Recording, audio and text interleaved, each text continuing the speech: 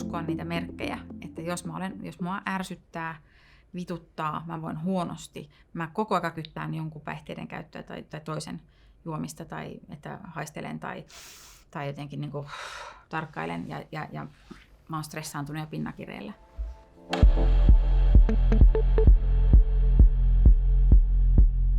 Usein törmään siihen kysymyksiin, että mistä sitten tietää, että toinen on alkoholisti, niin kyllä mä tänä päivänä sanon siitä, että jos mulla olisi ollut niin kuin tietoa, mitä päihderiippuvuus on, tai sitten kun se sairaus on puhjennut, niin mä olisin tiennyt niistä hetkistä, kun mä oon soitellut Mikalle perään yöllä tai huomautellut sen juomisesta, koska ei tarvi huomautella, jos kaikki on kunnossa. Harvoin on tilanne, että lähipiiri olisi täysin väärässä. Useimmiten siellä on ollut asioita, joista en itse ehkä olekaan tietoinen, ja näistä keskustelu läheisten kanssa monesti avaisi sitä ymmärrystä. Ei se ole aina helppoa keskustella, mutta kyllä kovasti kannustaisi.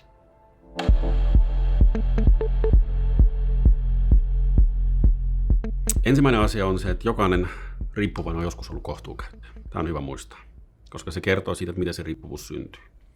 Ja se ero sitten kohtuukäyttäjän ja tämän riippuvaisen välillä on se, että se päihde on ruvennut ottamaan yhä keskeisemmän osan omassa elämässä.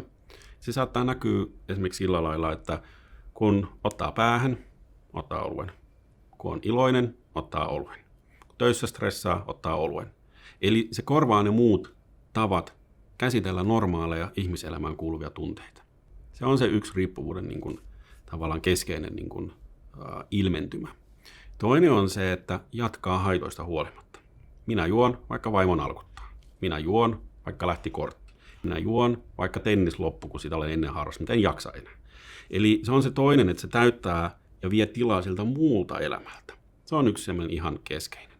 Ja me ei tehty ikinä, kun me asuttiin täällä Helsingissäkin silloin, niin me siis jälkeenpäin mietittynä, niin me teatteria, elokuvia, kaikkea kuntoilua, sellaista, mitä nykynuoret tekee, sellaista normaalia aktiviteettia.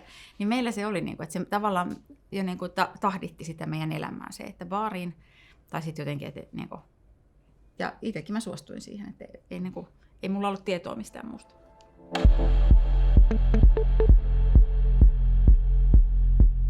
Varmaan se yleisimmin se on väsymys ja ärtyneisyys, koska se vaikuttaa niin paljon sit siihen. Ja toki niitä krapula-aamuja nyt varmaan jokainen huomaa, mutta jos se on semmoista vaikka lievää tissuttelua ja sitten kun ne annokset tavallaan niin kasvaa ja se sietokyky lisääntyy, niin sit se ihminen jo aika paljon muuttuu siinä, että siitä ei niin voi olla huomaamatta.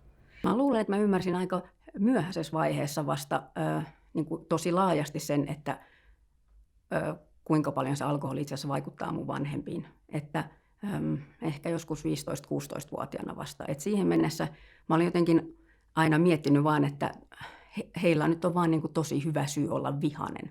Tai esimerkiksi, että meidän äiti niin kuin aina raivostui meidän isälle ja kertoi, miten hirveä se on. Että mä jossain vaiheessa mulla oli sellainen vaihe, että mä vihasin mun isää vähän aikaa, koska mä vaan kuuntelin niitä äidin juttuja. Ja niin kuin menin mukaan siihen tavallaan hänen todellisuuteen. Ja mä en niin kuin yhdistänyt sitä kuitenkaan siihen alkoholiin.